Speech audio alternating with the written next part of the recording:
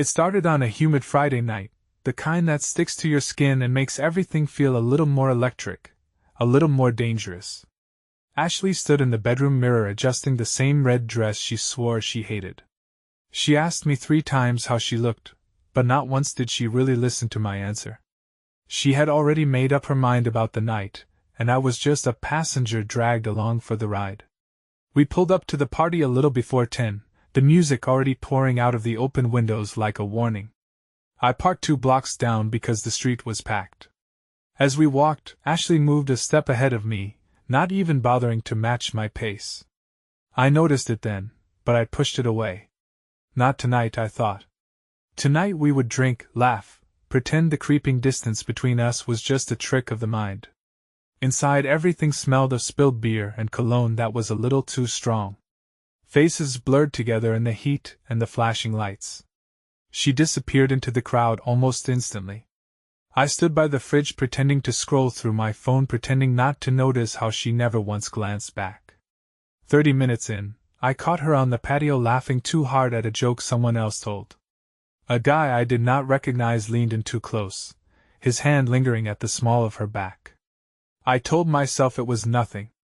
I told myself a lot of things that night. The first real punch to the gut came later. I went looking for her because someone said shots were happening in the living room. I passed a narrow hallway on the way, and there she was. Ashley tucked into the corner whispering something into another man's ear. His hand rested casually against her hip like it had always belonged there. She did not pull away. She did not even look guilty. She saw me before I could turn away. Her eyes widened just for a second, and then she smiled like nothing had happened. That fake sugary smile she used to reserve for my mother when she was pretending to like her. I did not say anything. Not then. What would I even say? I was ready to hear the answer to the questions clawing at my throat. I played along. Laughed when people told stupid jokes. Took a drink when it was handed to me. Pretended it was all fine while my brain replayed that moment over and over, examining it from every angle, finding no way to explain it away. It got worse. Near midnight I saw her slip down that same hallway again. This time she did not see me watching. This time I followed, careful, quiet, like a man tracking the end of something he is not ready to admit is already dead. The door to one of the bedrooms was not fully closed. A sliver of light leaked out just enough for me to see her. Messy hair. Dress hiked slightly. Breathless laughter that was not meant for me. I did not need to see more. I turned around and left, walking out the front door without a word. I stood on the curb staring at the crack in the asphalt under my feet, feeling something inside me tear. I do not know how long I was out there before she came running after me, calling my name like nothing had happened, like I was the one who disappeared. I told her I had a headache. She offered to drive. I let her. She chatted the whole way home, her voice too loud, too bright, filling the space like she could drown out the truth with empty words. When we got home, I went straight to the bedroom. I did not even bother taking my shoes off. I just lay there staring at the ceiling, pretending to sleep while she moved around the room whispering into her phone. And then I heard it. Sorry, John. I wanted a second round, but next time. The words hit me harder than anything I could have imagined. She did not even realize I was awake. Did not even think she needed to hide it. That was the real betrayal. Not just the touch of another man, not just the lies, but the ease with which she tossed me aside like I was nothing more than a bad memory she was trying to drink away. I did not move. I did not speak. I just let the silence stretch between us, a canyon growing wider by the second. But something broke cleanly, like a bone snapping under too much pressure. And I knew right then that nothing between us would ever be real again. I stayed awake the entire night without moving, feeling the hours grind past like stones under a wheel. She slipped into bed hours later, her breathing already slow, and even before she even touched the pillow. I listened to her sleep like someone listening for the ticking of a bomb, wondering how a person could be so careless after destroying so much. In the morning she acted like nothing happened. She made coffee. She sang while she got dressed. She even kissed me on the cheek, light and meaningless like brushing crumbs off a table. I let her. I wanted to see how far she'd go. Around noon she told me she had errands to run. Did I want to come? She asked, tilting her head with that fake innocence she wore like a second skin. I said no. I wanted to see what she would do without me. The second the door closed behind her, I grabbed her laptop. She had changed the password, of course. I laughed out loud, a short, ugly sound that did not feel like it belonged to me. She never used to lock anything from me. I cracked the password in 15 minutes. It was the same one she used for her old Instagram account. Some part of her still thought she was clever. Or maybe she just did not think I'd ever look. What I found was not a single affair. It was a pattern. Folder after folder of pictures. Chat logs so thick I could barely process them. Flirty jokes, private jokes, promises, plans.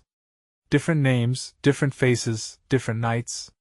She was not just unfaithful. She was living an entirely different life stitched together with threads of lies and practiced smiles. And not once did I ever see a message where she hesitated.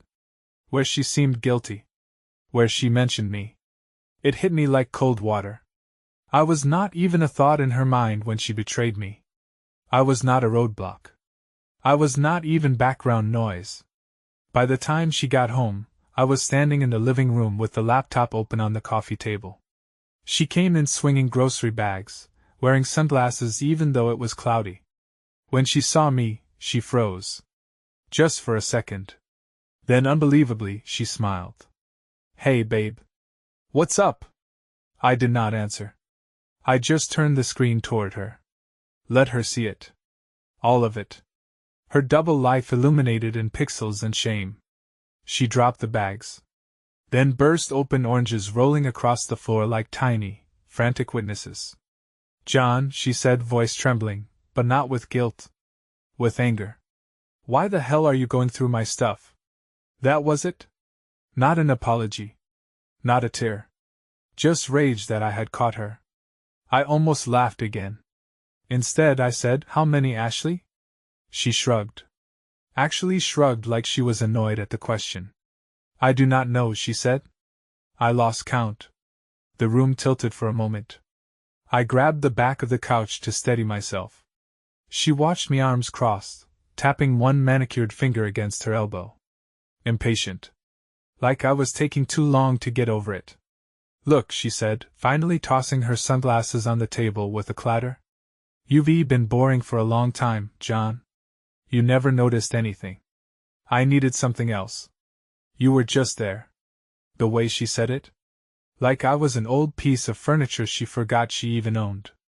Something inside me turned to stone. You could have just left, I said. Her laugh was sharp and mean. And give up the house? The money? The easy life? Please. You're not worth that, but what you give me? That's useful. It was such a naked confession, I almost admired it. Almost. But mostly, I just felt the final thread snap between us. There was nothing left to save. Nothing left to even mourn. Only the clear, cold knowledge that the person I loved was nothing more than a well-dressed stranger. Ashley stood there like she was waiting for me to start begging, to start throwing words around like broken dishes. Maybe she was even hoping for it, some dramatic meltdown she could turn around and blame on me. But I did not give her the satisfaction. I did not move. I did not yell. I just stared at her, and in the heavy silence I saw something flicker across her face, not fear exactly, but discomfort. Because people like Ashley, they do not know what to do with quiet. They only understand chaos if they read the ones causing it. I want you out, I said, my voice steady in a way I did not recognize. She blinked. Laughed like she thought I was joking. You see, not just kick me out, John, she said, tossing her hair over her shoulder. This house is half mine. It was not. Legally, it was not even close. The mortgage, the deed, everything was in my name. I had paid for it with 10 years of late nights, skipped vacations, and grinding away at a job I did not even like. Ashley had come along for the ride and acted like she was the engine. I did not argue. I just turned, walked to the hallway closet and pulled out a suitcase, dropped it on the floor at her feet. Start packing, I said. For the first time that morning, her face cracked. A little line at the corner of her mouth, a twitch of her eye. But still, she played her part. "You pathetic," she hissed, bending down to shove random clothes into the suitcase without folding them. "This is why. This right here. You weak, John? You think you in control, but you not. You never were." I watched her hands shake as she packed, and I realized something brutal and beautiful at the same time. She was scared. Not because she loved me. Not because she was sorry. But because for the first time in her life, a man she thought she owned was not playing her game. She tried one last card on her way out. Standing in the doorway with the suitcase handle in her hand, she turned and smiled that same cold, pretty smile she had used on me 1,000 times. "You'll miss me," she said. A statement, not a question. I did not answer. She waited, expecting something, a plea, a tear, anything. When she got nothing, she finally muttered something under her breath. I could not catch and walked away, dragging the suitcase behind her like a broken trophy. I closed the door before she reached the sidewalk, locked it, bolted it, then leaned my forehead against the wood for a long moment, breathing in the stillness. She was gone. But the wreckage she left behind was not so easy to sweep out. It sat heavy in the corners of every room, in the coffee cups we used to share, and the dent in the couch where she used to curl up and pretend to care about whatever show I was watching. It was not just betrayal. It was the realization that I had spent years building my life around a lie that smiled back at me every morning. I did not cry. I did not smash anything. I just stood there, feeling the weight of the years pressing down, wondering how long it would take to carve her out of the foundation she had rooted herself into.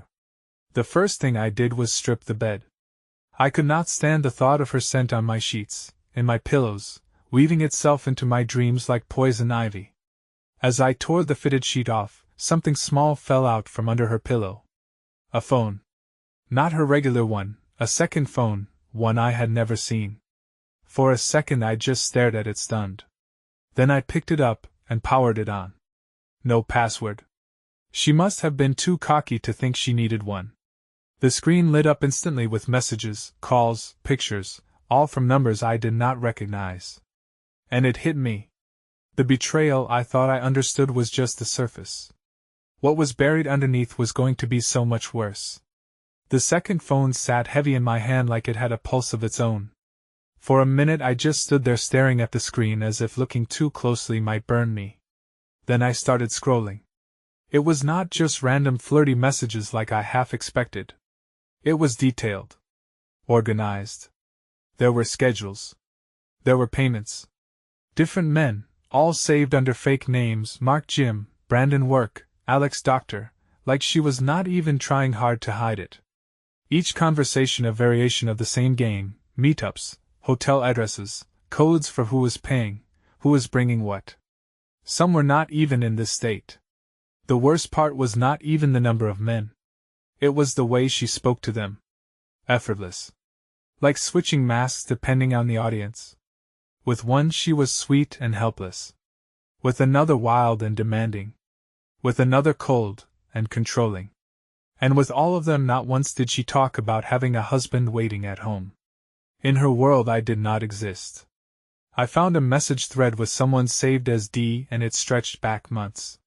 She sent him selfies, pictures from inside our house, little glimpses of my life that she had peeled apart like a scavenger showing off stolen goods. One photo stopped me cold. It was a picture of her wearing my sweatshirt standing in our kitchen holding up a mug I had made for her on our anniversary. The caption read, "My loser husband made this." Cute, right? My vision blurred at the edges.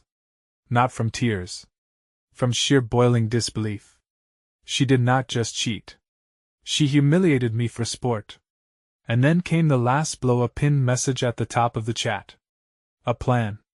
Not just to leave me eventually. No, that would be too simple for Ashley. She had been working on bleeding me dry. Leaning on marriage laws, planting little financial traps, draining accounts that she thought I did not check often. There it was spelled out in a single text she sent. Once everything S in my name, I'm ghosting him. It's almost too easy. I put the phone down gently, almost like it might explode. The betrayal was so complete it did not even feel personal anymore. It felt surgical. Calculated. I was not a husband to her. I was a stepping stone. An idiot with a wallet and a house she wanted but did not want to work for. I sat on the floor, back against the wall, and let the information settle in my bones like ice water. She was not just some bored wife who made a mistake. Ashley was something else entirely. A hunter.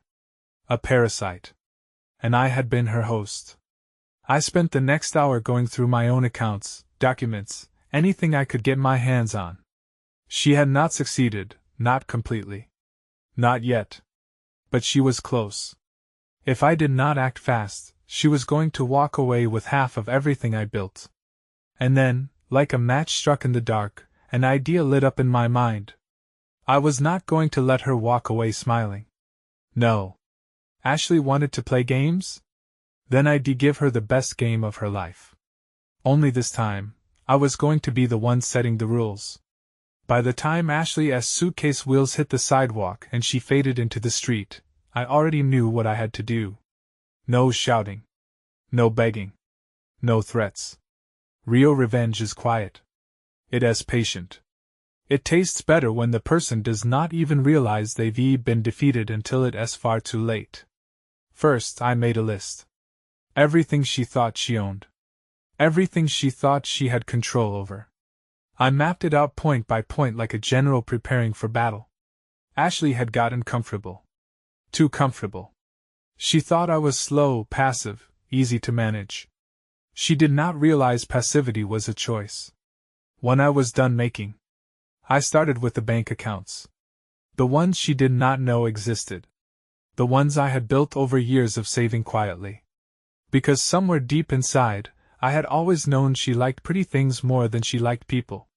I moved money into private holdings, changed passwords, locked accounts, restructured anything she could have touched.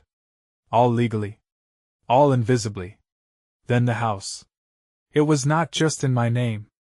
It was protected through a trust she could not touch without starting a legal war she could not afford. I changed the locks, reset the alarm codes, wiped her fingerprints out of my life one code, one signature at a time. And while I was scrubbing her away, I left little breadcrumbs for her to find. Just enough. I sent her an email, just one line long.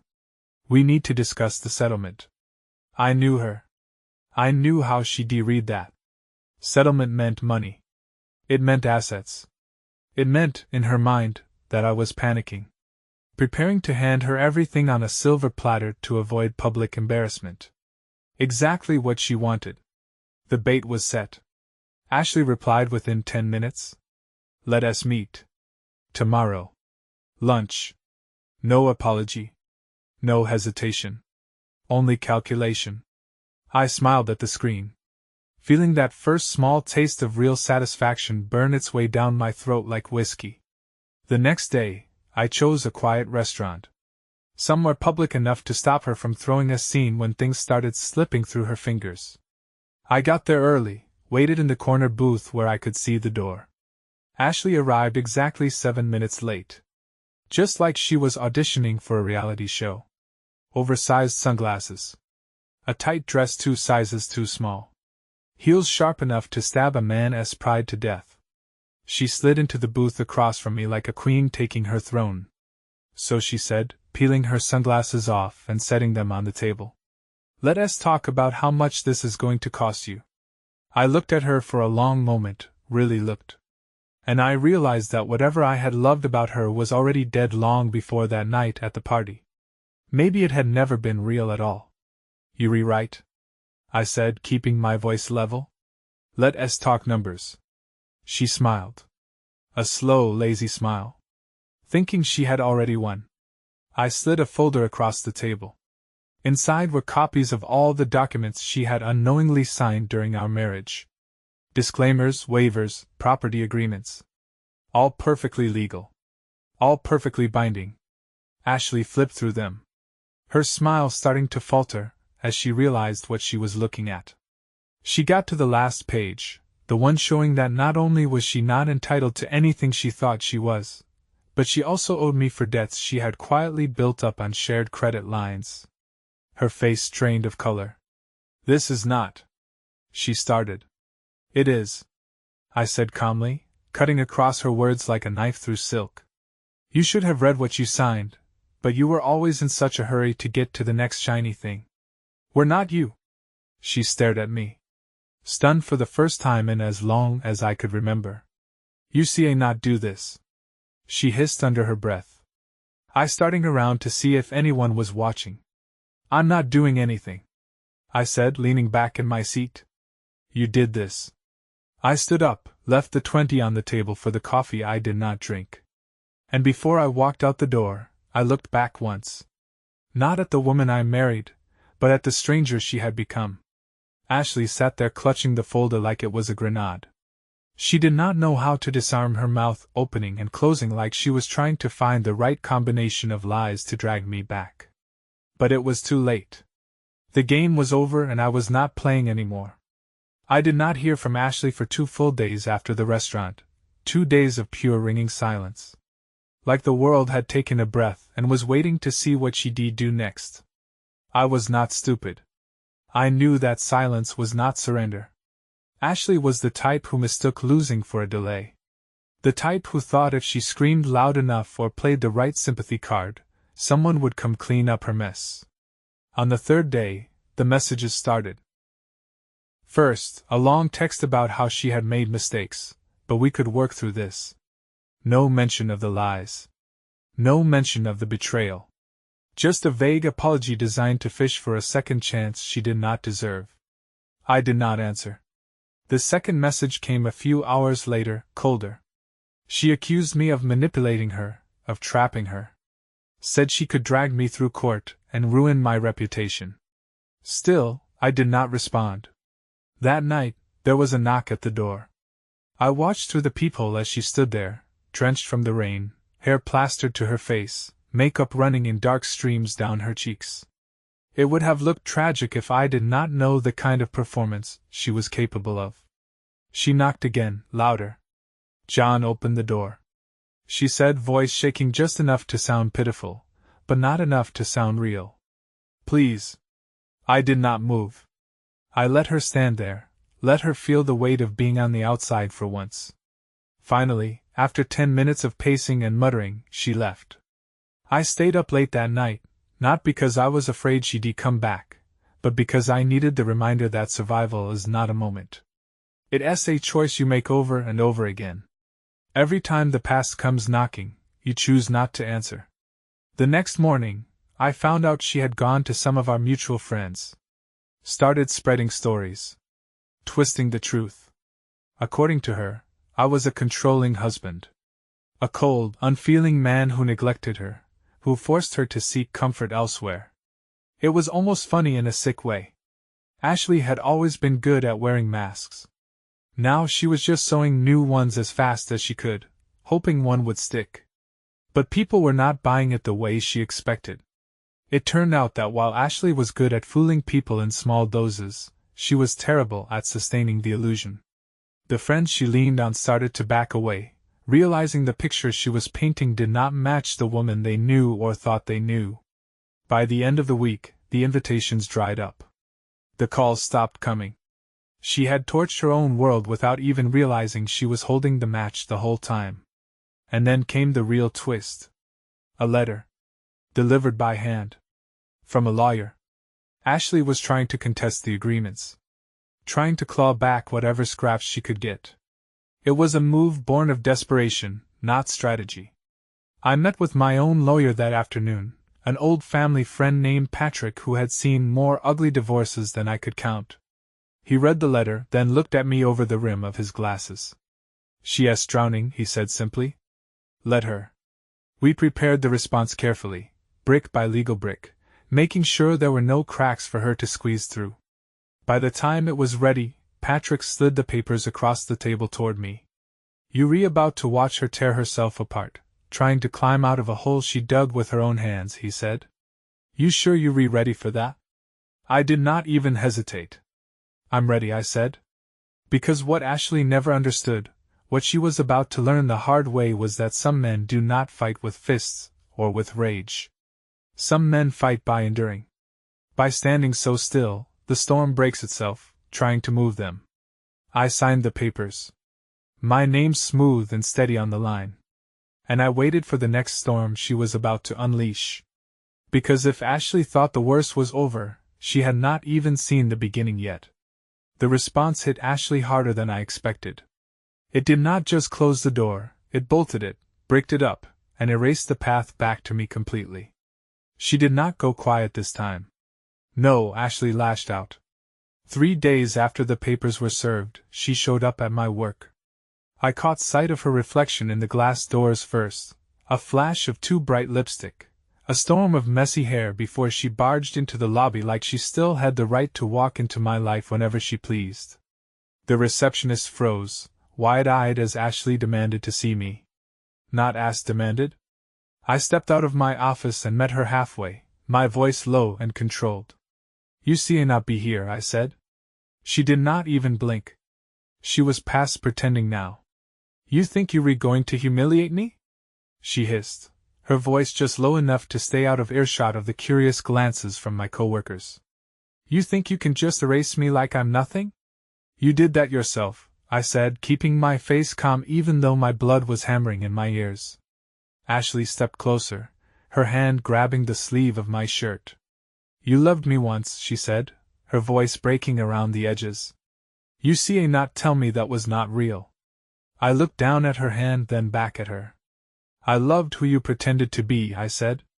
The words hit harder than I expected. Not for her. For me. Because saying it out loud made it final. These eyes filled with tears, but even then they did not feel real. They felt summoned, performed like everything else with her. Please, she said. We can fix this. You do not have to do this. There's nothing left to fix, I said, pulling my arm free. Security escorted her out a few minutes later, but not before she made a scene big enough to be remembered. Her shouting carried through the lobby, her accusations painting me as a villain, a heartless monster who threw away his poor, innocent wife. It did not work. I did not move. I did not argue. I just watched her crumble under the weight of her own lies. Later that night, I found the voicemail. Somehow, between being thrown out and losing whatever scraps of dignity she had left, Ashley had found time to leave a message. Her voice was sharp, ragged, teetering between rage and desperation. If you think this is over, John, she said, you're wrong. You do not get to just walk away from me like this. You owe me. After everything I gave you, after everything I sacrificed for you, you owe me. I sat in the dark living room listening to her words and felt nothing. No anger, no sadness, just a strange, heavy kind of peace. Because for the first time, I saw her clearly. Ashley did not love me. She loved what I could give her. And now that it was gone, she was just clawing at empty air, trying to pull me back into a story I did not want to be part of anymore. The next morning, Patrick called. He was almost laughing. She filed a motion, he said, wants spousal support. I smiled for the first time in what felt like years. Let her try, I said. Patrick filed the counter motion so fast it might as well have caught fire. We had everything documented, every secret bank transfer, every hidden account, every moment of betrayal neatly stacked and ready. Ashley had no idea how deep the knives she handed me would cut her on the way down. And the best part? I did not have to lift a finger anymore. All I had to do was stand still and let the wreckage fall exactly where she had built it.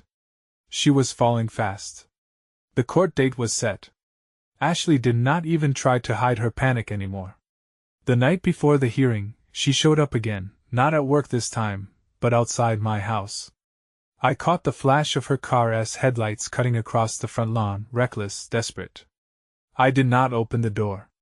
She pounded on it anyway, fists raining down hard enough that the wood shook. John, she screamed, talk to me.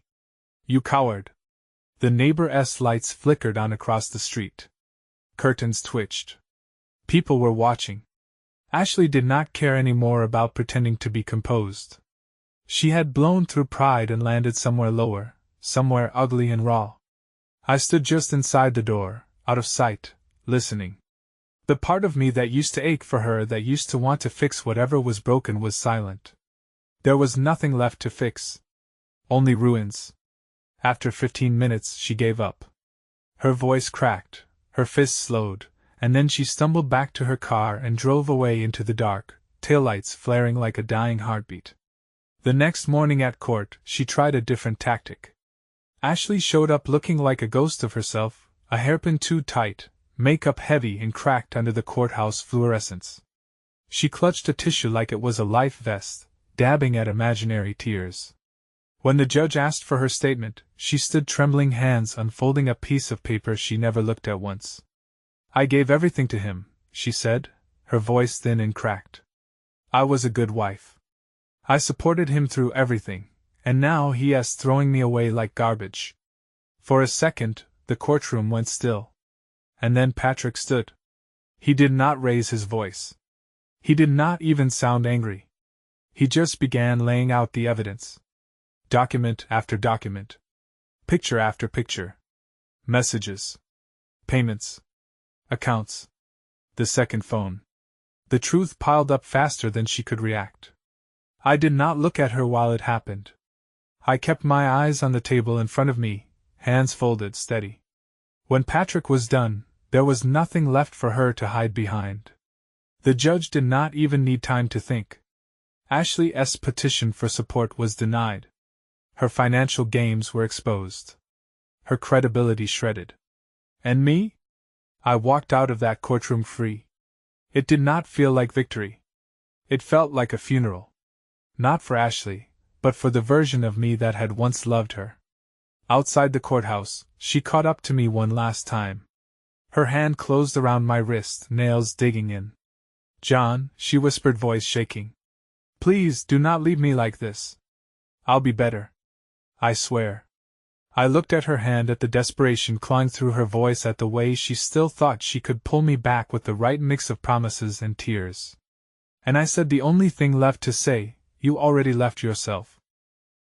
I said. I pulled my arm free. And this time she did not follow. She just stood there on the courthouse steps, small and hollow against the gray sky, as I walked away without looking back. Freedom did not feel like I thought it would. It was not fireworks. It was not some glorious rush of vindication. It was quieter than that. Emptier. It felt like standing in the ruins of a house you spent years building with your own hands, realizing you had been the only one hammering nails while someone else was setting fire to the foundation. The first night after the court hearing, I sat in the kitchen, lights off, just the hum of the refrigerator filling the silence. Ashley's things were already gone. Her perfume no longer floated through the air. Her shoes no longer waited by the door. Her voice no longer echoed down the hallway. The house felt bigger without her. And colder. I made myself a drink I barely touched, letting it sweat on the table while I sat there thinking about all the things I had ignored for too long. The little eyes. The shifts in her laughter.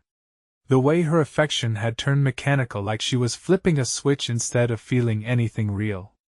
It had been there the whole time, hiding in plain sight, and I had let it grow. Because I loved the idea of her more than the woman she actually was. And that was the hardest part to face. Not her betrayal. Mine. I betrayed myself every time I made an excuse for her. Every time I let a gut feeling die under a mountain of hope.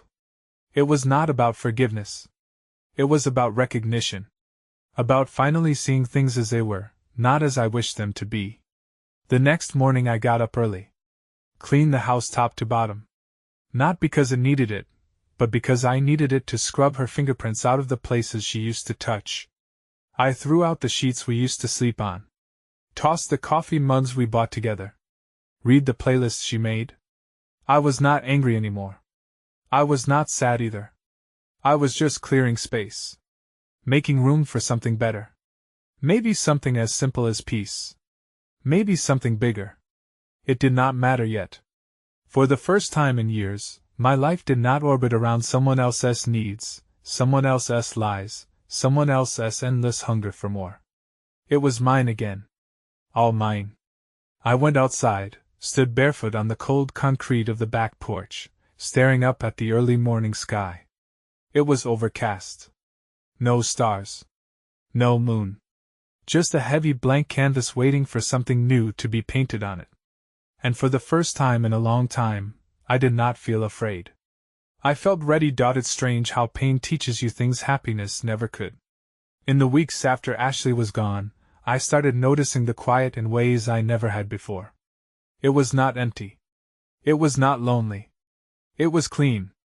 Like standing on a cliff after a storm and realizing the destruction left behind also cleared out everything dead and rotting you had been too afraid to face. Some mornings I still woke up reaching for her out of habit. The body remembers before the mind does. But when I opened my eyes and found only the empty stretch of bed, it did not hurt. It just reminded me how far I'd come. There were no more lies waiting in the silence. No more whispered apologies laced with hidden daggers. No more pretending.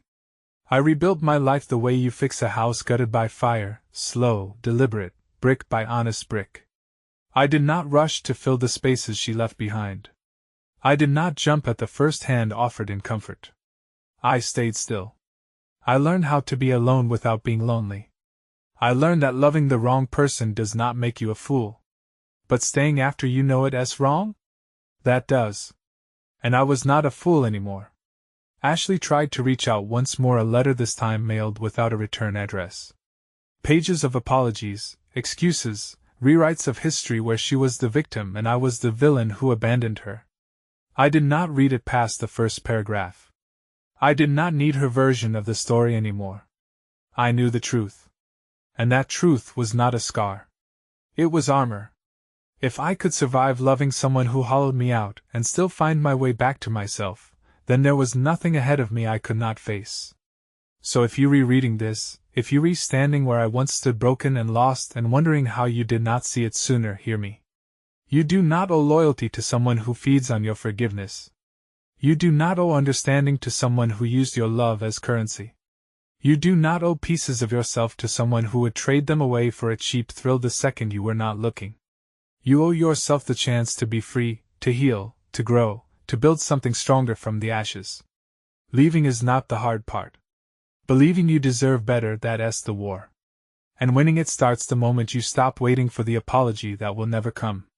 The moment you realize the silence they leave behind is not a curse. It's a gift. And it's yours now. Take it. Run. Never look back.